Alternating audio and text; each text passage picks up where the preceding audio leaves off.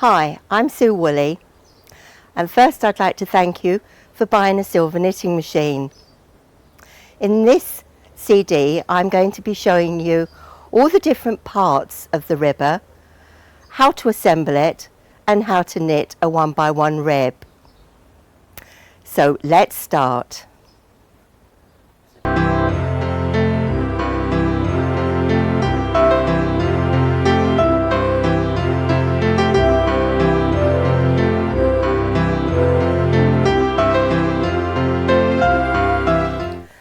These are the parts that come with your ribber.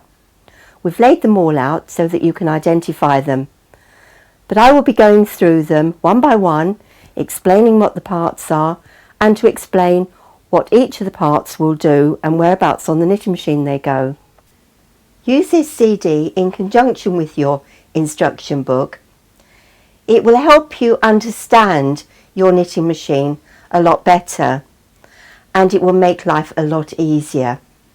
So watch this CD and read the instruction book, and we'll show you how to knit on your ribber. This is the ribber needle bed, and by adding this to the main bed of your knitting machine, it enables you to knit a true rib and not a mock rib. This is the swing handle. It fits underneath the front bed, but I'll be showing that later on. And it enables you to move the front bed from side to side. This is the ribber carriage. It slides onto the front bed of the machine, onto your ribber bed, and by moving it backwards and forwards in conjunction with the back carriage, you will be knitting rib.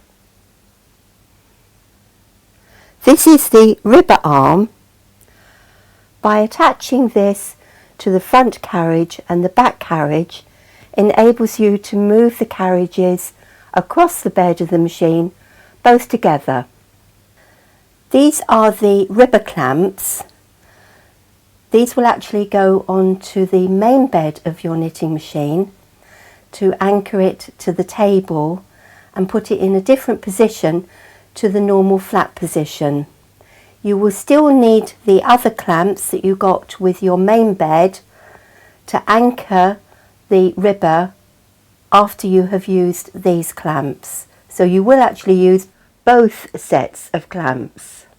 These are the auxiliary pieces, and you've got a right and a left. If you have a look closely, you can actually see an L and an R engraved on these two pieces. Now be careful, because the left hand one has got to go on the left hand side of the machine, and the R, which is the right hand side one, must go on the right hand side.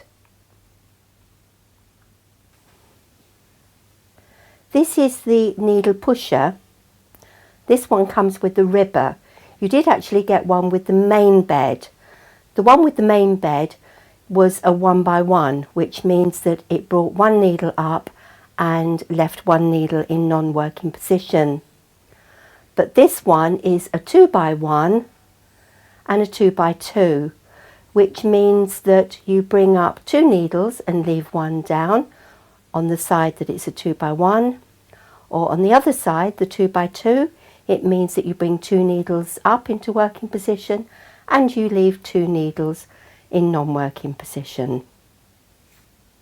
This is the cast on comb, and you get two, a short one and a long one.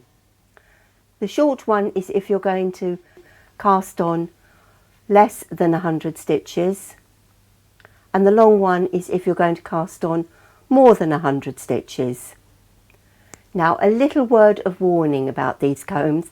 They do bend very easily, and if the comb gets bent or the wire gets bent, then it's very, very difficult to use, because you won't be able to push the comb up in between the beds of the machine, or you won't be able to push the wire back into the comb. So please be very, very careful with these two combs. This is the P carriage, and by using the P carriage you can knit drive lace, pile knitting, etc. And the way it works is by moving the pea carriage backwards and forwards across the bed of the machine, and it moves the needles into different positions. It will even drop your stitches off, but drop your stitches off purposely. This is the pea presser, and the pea presser attaches to the pea carriage to do different types of stitches. The driving cam. You won't be using it for quite a while. It actually fits on the ribber bed on the left hand side. It's quite easy to fit, it just slots in. When the front carriage passes over it, it changes the setting on the front carriage. You'll need it to do different stitches such as pick rib. Have a look in your instruction book and it will actually tell you when to use it. This is the plating yarn feeder. To be able to do plating, you use two different yarns. You put one in the back of the feeder and one in the front of the feeder, and it will make one yarn come on the reverse side of the fabric and the other yarn on the front of the fabric. So therefore you will get two different colours on the back and on the front. It's brilliant for doing things like coats, and then the coat can be made reversible. This attaches to the ribber arm. You take out the main feeder and put this feeder into the ribber arm to be able to do plating. This is the fine knit bar. It goes behind the sinker pegs and in front of the needles. It goes the whole length of the bed of the machine, and you put this in when you want to knit fine yarn, and it just makes it a little bit easier to knit. Right, these are the weights that you get with the machine. You get 5 big weights and 2 small weights. Now please don't use all of them all together. So many people, when they first get their ribber, put all of the weights on the ribber comb, and then the poor old machine finds it very, very difficult because the carriage finds it very heavy to move backwards and forwards across the beds. You really will only need, say, 2 big ones and 1 small one, or even 2 small ones and 1 big one. I always find that it is better to underweight the machine than overweight it. Always start off with a small amount of weight, see if the machine works. If not, then you can add on bigger weights as the knitting progresses. These are side hangers, and yes, I know they look a little bit funny, but they really are quite useful. When you're knitting on both beds of the machine and your knitting is suspended from one bed to the other bed, these hangers will go over the top of the knitting, hang down in between the beds of the machine, and on the little circle at the bottom you will actually hang a weight. When you're using these side hangers, you actually hang them in between the beds of the machine, and then on the little loop at the end put one of the small weights. You will need to do this each side of your knitting. These are hanger combs, and they hang into the knitting the same way as the claw weights do that you get with the main bed of the knitting machine. You actually hang a weight on the end of the hanger combs just to give it a little bit of extra weight. You just hang this small weight through the hole and it will just add extra weight to your knitting. Normally you put one each side of the knitting or just one in the centre, whichever the knitting requires. These are the rest of the accessories that you get with your machine. I'll take you through them one by one, starting with the bottom one, which is a double-eyed bodkin. That's like a needle with 2 eyes, one at each end. You'll be using this to transfer your stitches from the ribber bed to the main bed. The next 2 are 2 spare needles. In actual fact, you get 3 with your machine. Always make sure that your needles are perfect, because if they're not, and you've done a really special jumper or garment and you find that one of the needles, the latches are bent, you'll be very, very cross to see that you've got a drop stitch or a stitch that hasn't knitted off properly. The next one up is a tool that's very, very handy, especially if you drop a stitch, because you can just pick it up on the tool and pop it back onto the needle. Keep these handy all the time. It's a good idea just to keep them at the back of your knitting machine. These are the cards that you get when you buy the ribber. They're a different set to the set that you get with your main bed in your machine, and they will do lots of different stitches. You will need these when you're doing double bed tuck, double bed pin tucks, and lots of other different stitches.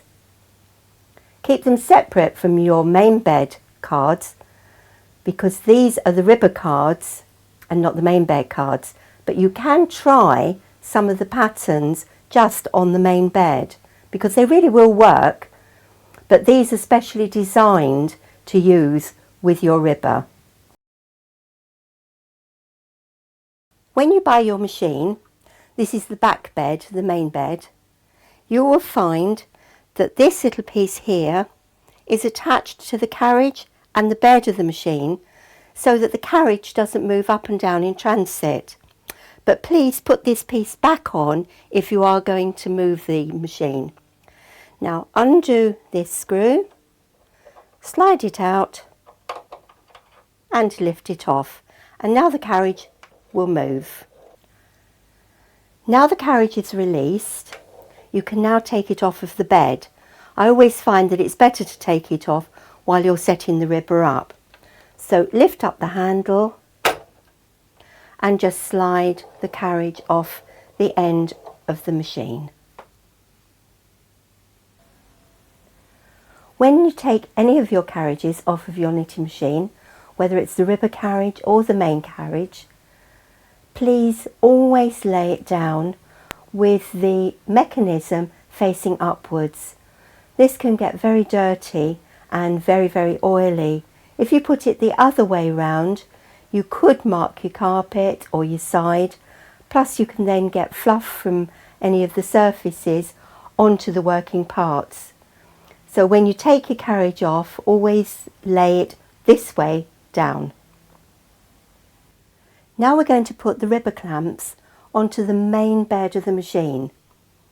I've taken the carriage off, and that's why I find it a lot easier to take the carriage off, because you're actually going to turn the bed over. I've already put one on, and now I'm going to put the second one on. You can see this little nut here. That nut fits into that little hole and then it slides down. So pop it in like that, slide it down, make sure that this is level, and then just tighten the screw up to make sure that it won't move. But no, you don't get three with your machine. This is just to show you how it fits onto the table. This piece here fits into your machine, and then this piece here fits onto the table like that. I have already done that side up, and now I'm going to tighten this side up. Make sure that it is quite tight, because you don't want the machine to fall off your table. I've taken the ribber bed out of the box, turned it over and put it on a flat surface. Have a look underneath the bed of the machine and you'll see this little plastic archway. Take your swing handle and put it into the archway and push it in until it clicks. When the ribber is actually on the machine, as you turn this, the ribber will move from side to side. Turn your ribber bed over, have a look on the left hand side of the bed, and you will find a little lever. It's the half pitch lever. Pop that onto H. Now hold the swing lever and turn it until the little red mark is between 4 and 5. We have shown you how to put the bed, that's the back bed, into the up position so that it is tilted, And now I'm going to show you how to put the ribber bed onto the main bed using the two auxiliary pieces, one each end, the left and the right. This is the left and the right is exactly the same position at the other end of the bed.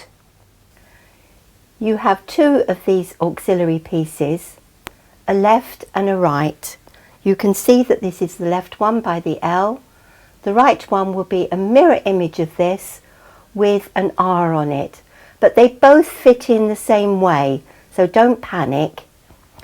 All you do is unscrew the screw, take it right out. Now, see this little finger? That goes in underneath the machine. So you slot it in like that, over the top, and then put the screw back in, but don't tighten it up very tight, just a few turns, just to hold it in to position. And then do the right hand side one in exactly the same way. This is the right hand auxiliary piece fitted into position. When you're going to put the ribber bed on, you will make sure that this is pushed right to the very back on both sides. Now take your ribber bed and have a look each end of your ribber bed. You will find this little finger. There's one each side. It's on the back of the ribber. Now this little finger is going to slot in to the back bed of the machine like this. That's it. And now you're going to do exactly the same at the other end. Now we're going to slot the left hand side in, exactly the same way as we've done the right hand side. But I do suggest that if you've got a friend that will help you with this, it will be a lot easier to do it with two rather than holding it up and doing it on your own. This is the left hand side of the machine. And now this is the most important bit of all. If you don't do this correctly, your machine will not knit nicely. So please, please follow this very, very carefully. Put your thumb on this little piece here and push right hard so that the plastic piece on the auxiliary plate goes right to the back of the knitting machine. Keep it pressed hard and do the screw up and make sure that you do it tight.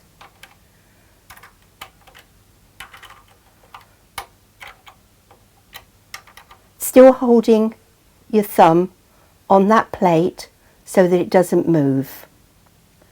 Now we're on the right hand side of the machine. Again, push your finger up on that little silver piece that sticks up here and tighten the screw. Make sure that the plastic piece fits right snugly against the back bed of the machine and that there is no gap in between this little finger and the auxiliary piece. What I'm going to show you next, you do at both ends of the knitting machine, the right and the left hand side. This is your main bed and you can see that it's up at an angle, and this is your ribber bed, and now we're going to put the clamp from your main bed onto this piece here. Now with the clamp from your main bed of your knitting machine, push the front bed up so that the little flat piece of metal here comes to the edge of the table. And again, this is a good idea if you've got somebody else to hold it for you while you do it. Put the clamp on and tighten it up. And again, make sure that it's very, very tight because you don't want it falling off the table on you. And then when it's tight, like that, so the flat piece now is level with the table, and then just twist this little piece like that, and it holds it in the correct angle. And now this is where the machine really starts to look like a double bed knitting machine. Slide the back carriage onto the beds. Always put this lever onto 0 before you put the ribber arm onto the back carriage. Next, take the ribber arm, and you've got 2 little slots here. Those slots slide underneath the buttons that you're going to tighten. Make sure that it's laying level. Don't do one button completely. Do a little bit on each button until it's tight. Now slide the ribber carriage onto the machine, and just here you've got like a little arrowhead. This arrowhead fits into this little archway and clicks. Now you can tell whether you've actually set your machine up correctly or not. Run the carriage backwards and forwards over the whole length of the beds. If this little arrowhead pops out of the connecting arm, whichever end the carriage is when it pops out, it means that the bed space is not correct, and it means that when you set your machine up, you didn't push that end of the machine tight enough against the auxiliary piece.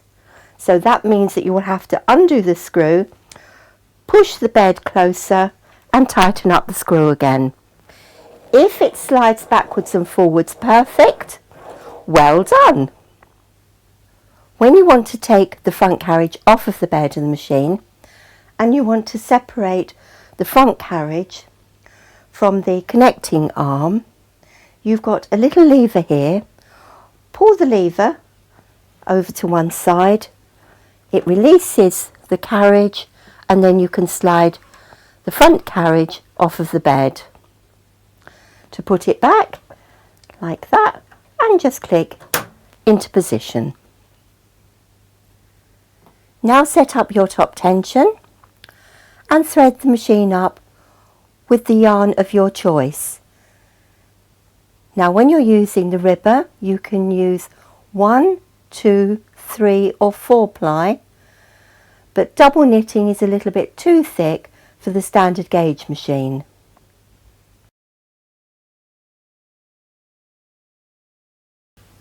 Now I'm going to take you through some of the functions that the front carriage will do. First of all, these 2 levers here.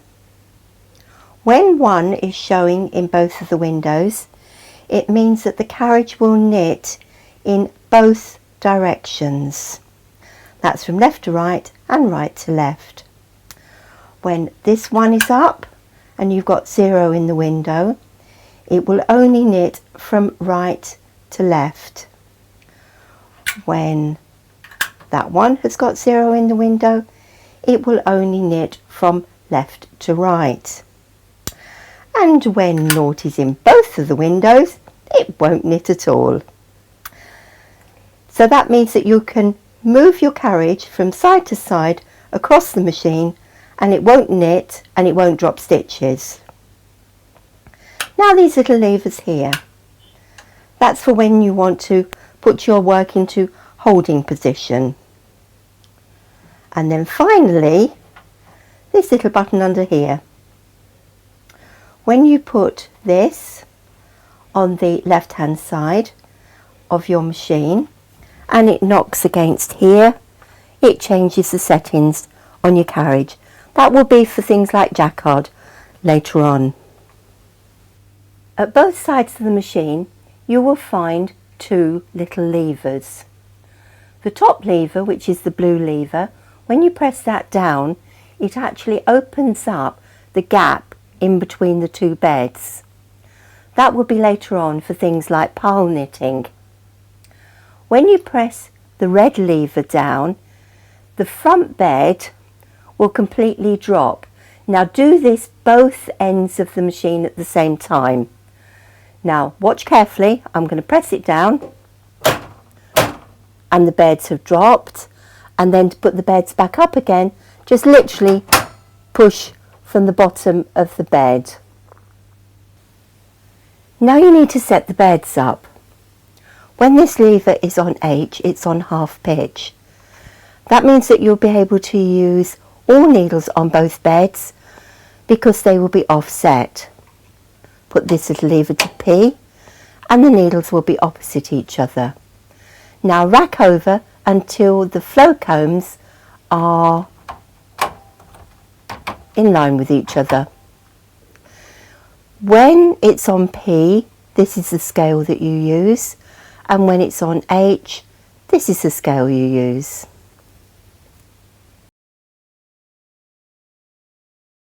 Now we're going to thread the machine up. Thread up your top tension and please put the cone of yarn on the floor. Don't be tempted to put it on the table because you don't get a nice run by leaving it on the table. It really does need to be on the floor. So I've threaded my top tension up. Now I've got my yarn and I'm going to put it in between the beds of the machine on the left hand side and then just wrap it around the clamp to hold it in position. Now we're going to bring up the needles in working position. Using the comb that you got with the main bed of the machine, bring up every alternate needle, just so the tops of the needles are just behind the sinker pegs. Now you're going to bring up a needle on the front bed so that it's in between the needles on the back bed, and bring those up again just so that they're in line with the sinker pegs. Make sure that the widest needle is on the back bed on both ends. That's why I'm taking this needle down. Now we're going to set up the carriages for the first row of your rib. First, put the back carriage onto 0. Put the tensions to 1 if it's a 4-ply or 0 if it's 1, 2 or 3-ply. I prefer 1 for 4-ply.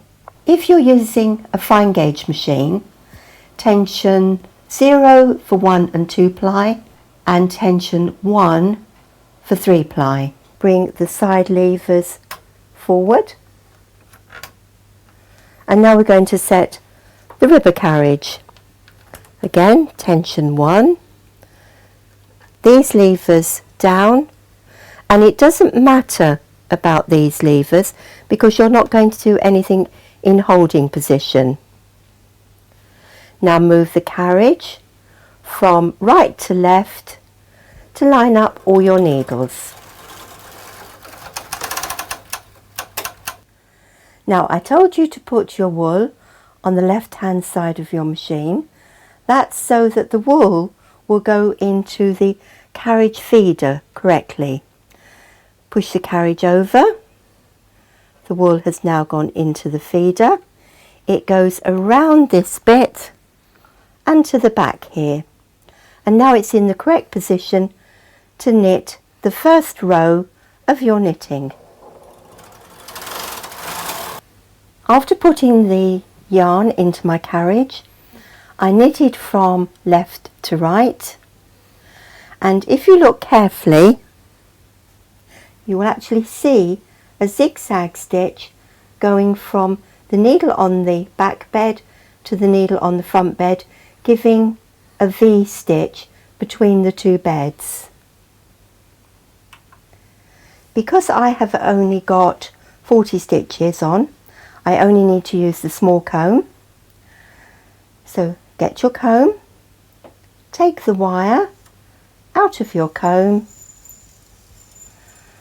and now you're going to put the comb up in between the beds of your machine. Now have a look at the shape of this comb. This is the end of the comb and you've got like a little V pressed into the comb. This V goes to the front, so it actually faces you when you go to put the comb up in between the beds. When you put the comb up in between the beds of the machine, you must make sure that you put the comb in evenly. If you don't, one side of the knitting will grow quicker than the other, or one side will jam up. So I've cheated. I've actually put a little red mark on the middle of my comb. You can use Tipp-Ex or paint. I've actually used red nail varnish. Line it up with the centre hole, and then when you put the comb up in between the beds, line your middle prong of your comb up with 0 on the centre of your machine, and then you know that the comb is exactly in the middle position. I've put the comb up in between the beds of the machine, and here's my little red mark, and it's in line with 0. I'm now going to put the wire through the comb, and then just drop the comb down so that it goes over the top of the stitches. Now this is my comb suspended from my knitting, and I'm going to put one weight each end of the comb. So take your weight and put it through the hole like that and leave it suspended on your knitting. You will need one each end of the comb. We've knitted our first row and we've got the zigzag stitch between the needles. We've put our comb in and we've hung the weights on. Now we're going to set the carriages up to knit in circular. That's so that you don't get a loopy bottom to your rib, and you certainly don't want a loopy bottom. Right, pop that lever up and knit your first row. Now have a look at your knitting and you will see that only the back bed has been knitted. The front stitches haven't knitted off. Now put this lever down and put the back lever to S. That means slip stitch. That means now that when I move the carriage from left to right, only the front bed will knit. Now to do the next circular row, put the back carriage back to 0, put this lever back up again and knit another circular row.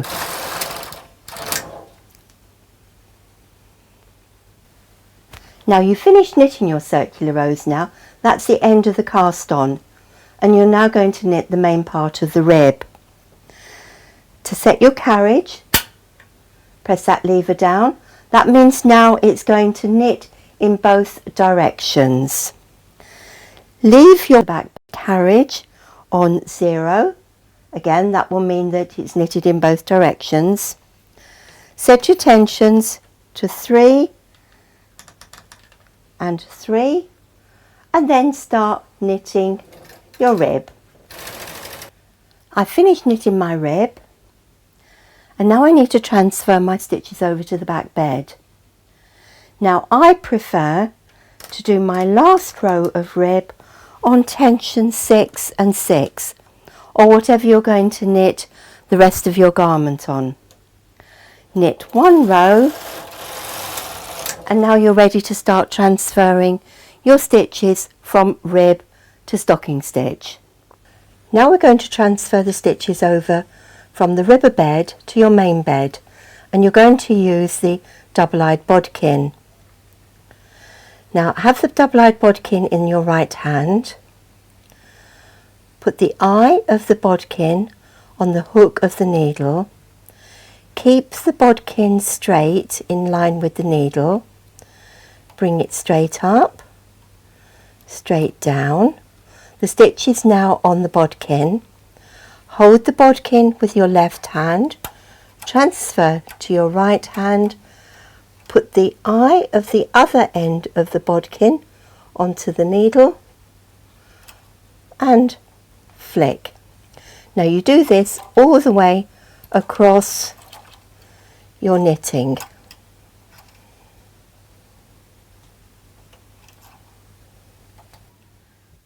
I've knitted my rib. I've transferred my stitches over from the ribber bed to the back bed, and now I'm going to disengage the front carriage and move it out the way. Now I'm going to drop the front bed of the machine down by pressing the two little levers, one each side, and now you can see my rib. Set your machine up now to knit stocking stitch and finish the rest of your garment. I've knitted the rib. I have only just dropped this off of the machine so that I can show you what to do next. Now this is a little trick of the trade. First of all, take your wire out of your comb. Always make sure that you put the wire back in the comb so that the wire doesn't get bent. Now you can see that you have a wavy bottom to the rib. Now all you have to do is put a double-eyed bodkin or a knitting needle through the bottom of the rib. Now because you've got a little channel there with your circular rows, a knitting needle or this bodkin will go through quite easy. Just take your time and make sure that it is right the way through your rib, the bottom of your rib, and then pull down over the whole width of the rib. So right from the very bottom, pull it down. It straightens up all the stitches, and then when you pull the needle out of the rib, you get the most beautiful bottom. Now, another little hint and tip. Before you go to sew your garment up, lay a tea towel over the top of your rib, a hot tea towel, and make it damp. Just run it under the hot tap for a few seconds and then wring it out. Lay it over your rib, pat it down so that the damp and the heat go through your knitting, and then leave it to dry. And then when it's dried, the rib will stay like that. Isn't that brilliant? This is a neckline that I've knitted on this machine. Well, actually a garment that I've knitted on this machine, the garment I'm wearing. And this is the 1x1 rib, and you can see that you have got a purl stitch and a plain stitch. The lace at the back here was actually knitted on the main part of the machine. It's amazing what this machine will do, and I'm sure you will have hours and hours of fun now that you've added a ribber to your main bed. From fisherman's rib to basket weave, from basket weave to tuck rib, from tuck rib to bobble rib, from bobble rib to lace and beaded rib, from lace and beaded rib onto a tuck lace neckline, from the neckline onto a beaded and ribbed fabric. It's amazing what you can do when you've added a ribber to your knitting machine. This is true lace knitted with a lace carriage. The carriage transfers the stitches and knits them off all in one operation. So you can knit the most beautiful lace. You can get the lace carriage to fit most of the silver knitting machines. Ask at your local stockist. Also ask about the yarn changer, the intarsia carriage and the knit contour. You can also get a motor. Now that is absolutely brilliant because it saves you pushing the carriage backwards and forwards. It does it all for you, and all you have to do is sit and watch it. You will be amazed what you can knit with your silver knitting machine.